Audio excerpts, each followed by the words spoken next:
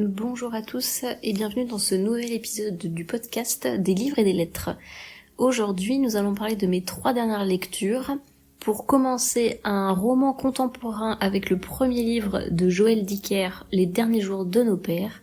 Ensuite, un de mes premiers coups de cœur de l'année avec Les somnambules de Chuck Wendig. Puis, j'ai lu un titre très connu de la science-fiction avec Fahrenheit 451.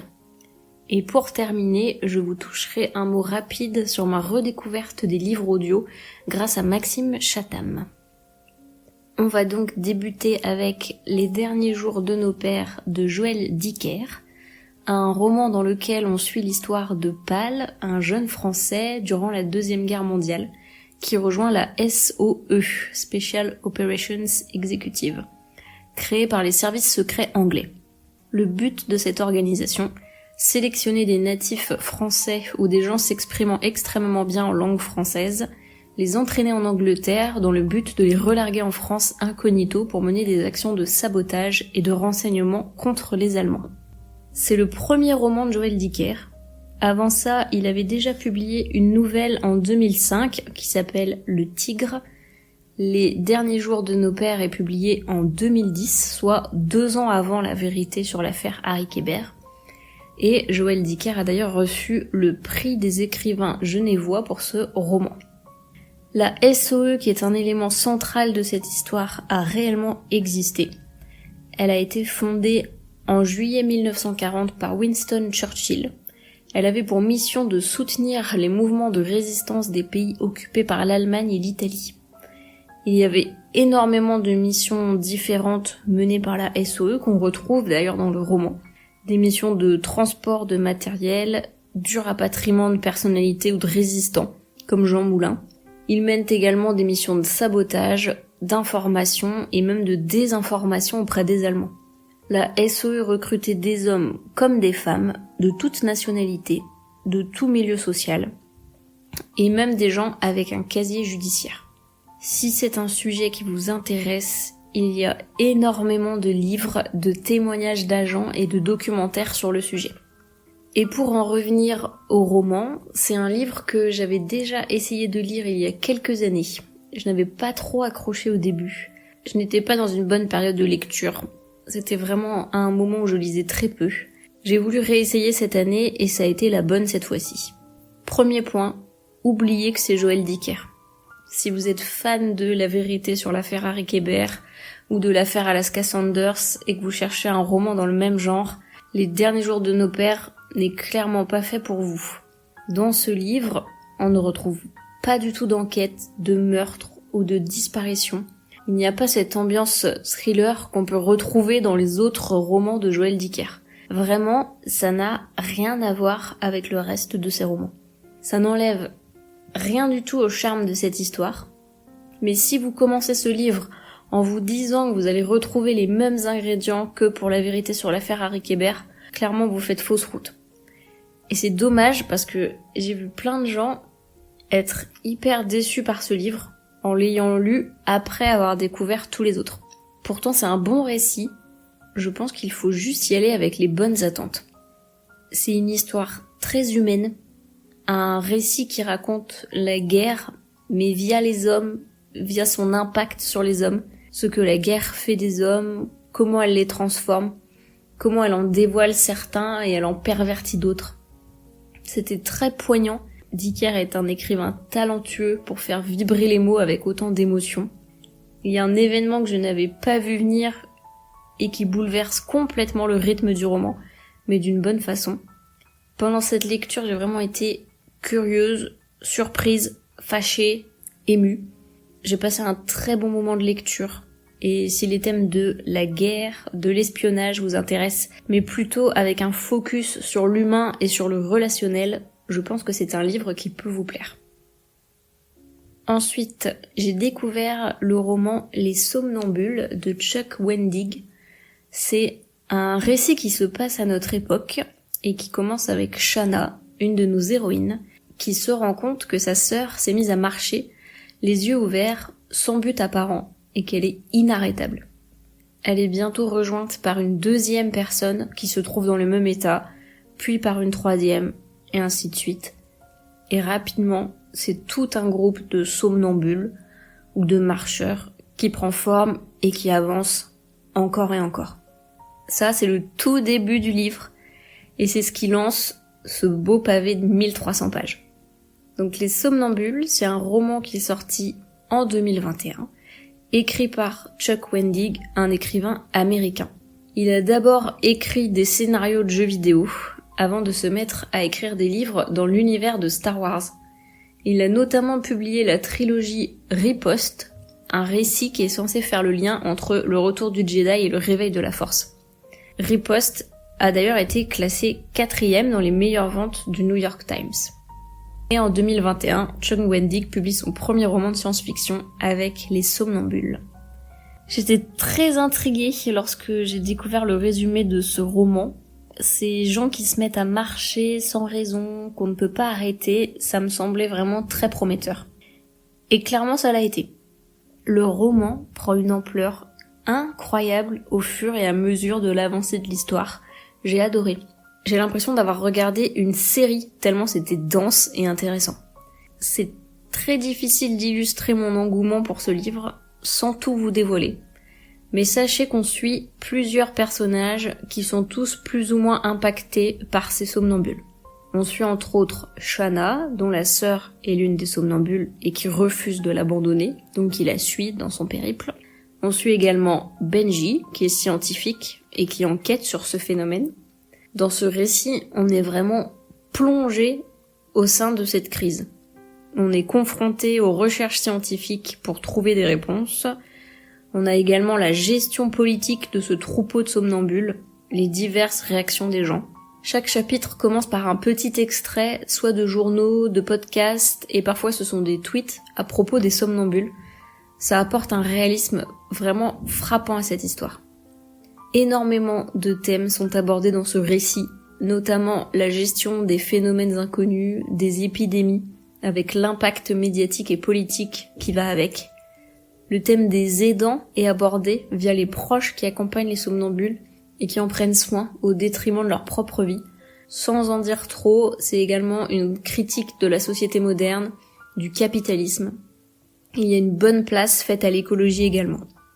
Attention, si ce roman vous tente, sachez que l'auteur n'y va pas de main morte avec la violence. J'ai été assez surprise lors de ma lecture, je ne m'y attendais vraiment pas, mais il y a énormément de scènes violentes, de morts violentes, de comportements violents et choquants. Souvenez-vous-en avant de vous lancer. En résumé, c'est un roman passionnant qui vous tiendra en haleine durant les 1300 pages et vous ne verrez pas le temps passer. L'ampleur que le récit prend est folle, et la fin m'a tellement obsédée pendant des jours et des jours que j'ai été acheter la suite en anglais. Alors oui, il y a une suite à ce roman, mais ce n'est pas une fin en cliffhanger avec un énorme suspense. Clairement, le premier roman, il est terminé, c'est plutôt l'auteur qui ouvre la porte à quelque chose d'autre, qui a l'air totalement différent, mais qui est tout aussi intriguant. Donc, beaucoup de mystères, je sais, et c'est terriblement difficile de résumer ce roman sans en dire trop.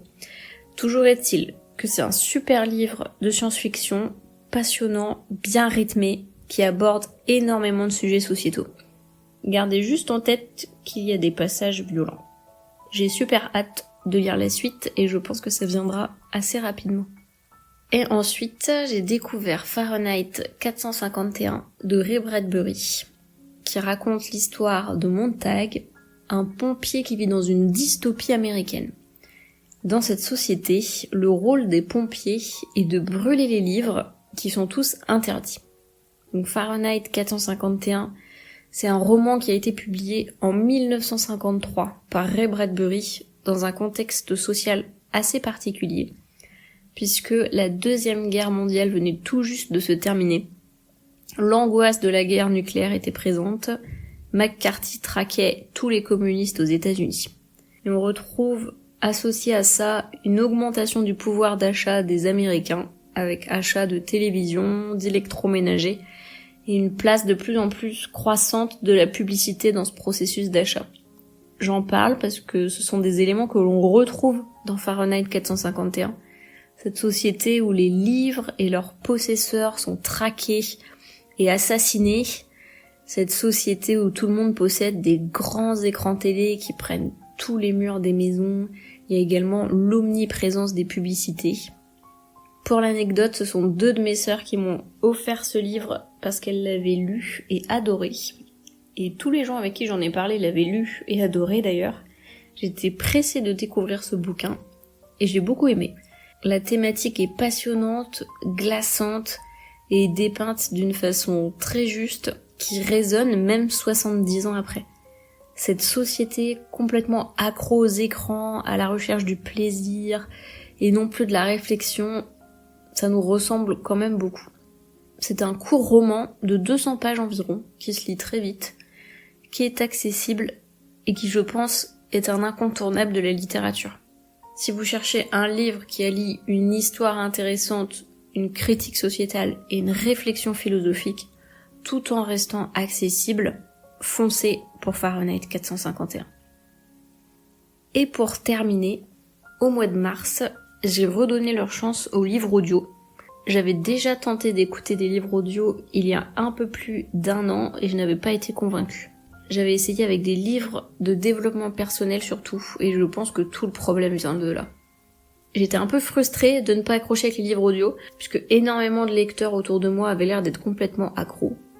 J'ai décidé de donner une nouvelle chance aux livres audio, et j'ai choisi Maxime Chatham, en me disant que si lui n'arrivait pas à me passionner pour un livre audio, alors sûrement que personne n'y arriverait. J'ai donc lancé Le Signal, qui est un roman horrifique. On y suit les Spencer, une famille new-yorkaise qui décide de s'installer à Meighan Falls, une petite bourgade isolée de tout. Rapidement, des événements étranges commencent à se produire, des suicides, des morts mystérieuses, des hurlements effroyables dans les radios. C'était vraiment passionnant. Une réussite ce livre audio, vraiment. C'est un long livre audio, il fait 22 heures d'écoute, mais il est très prenant. L'histoire se met tranquillement en place au début, ce qui permet de prendre le temps de découvrir les personnages et de s'y attacher. Puis le récit prend de l'ampleur au fur et à mesure. J'étais vraiment investie dans cette histoire. Le suspense créé par l'audio est vraiment unique et différent de celui des livres papier. C'était vraiment le roman parfait pour se réconcilier avec les livres audio. Si vous cherchez une histoire qui fait peur, mais qui prend son temps pour se mettre en place, avec des personnages attachants, Le Signal sera parfait pour vous. Et je vais enchaîner en vous lisant juste les premières pages des Somnambules de Chuck Wendig. Prélude, la comète. La femme qui a découvert la comète, Yumiko Sakamoto, 28 ans, était une astronome amateur de la ville de Kurashiki, dans la préfecture d'Okayama. Elle l'a repérée par hasard alors qu'elle était en train de chercher une autre comète qui devait entrer en collision avec Jupiter. Yumiko Sakamoto a expliqué que cette découverte avait changé sa vie. Dans une interview accordée au Asahi Shimbun, elle a déclaré « Jusqu'à maintenant, j'étais beaucoup trop focalisée sur les choses matérielles. Avoir un bon métier, trouver un bon mari. J'ai aujourd'hui fait le choix de renoncer à ces quêtes superficielles que sont celles de l'amour et d'une carrière professionnelle. Je vais reprendre mes études et en apprendre davantage sur notre monde et le cosmos qui l'entoure. Pas pour gagner de l'argent, mais parce que la quête de connaissances est par nature quelque chose de noble. » Elle a également annoncé qu'elle rejoignait la communauté asexuelle et aromantique japonaise. Elle estimait que le monde était déjà surpeuplé et n'avait pas besoin qu'elle contribue à en alourdir le fardeau. La comète, baptisée comète de Sakamoto en son honneur, est passée à 0,1 unité astronomique, soit près de 15 millions de kilomètres de la Terre le 2 juin. Pas assez près pour constituer un danger, mais suffisamment pour être visible à l'œil nu, et pour mériter l'appellation de grande comète, rejoignant ainsi d'autres célèbres comètes telles que celles de Halley et Hale-Bopp.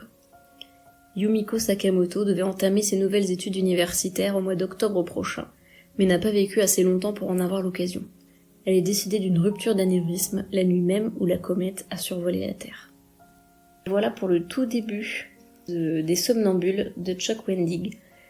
Si vous l'avez lu, n'hésitez pas à venir m'en parler sur Instagram. Surtout si vous avez lu la suite, parce qu'il paraît que le 2e tome est encore meilleur que le premier. Ce qui me paraît difficile à réaliser quand même. Voilà, j'espère que cet épisode vous aura plu. On se retrouve très bientôt pour un nouvel épisode du podcast Des livres et des lettres pour parler lecture et littérature. À bientôt.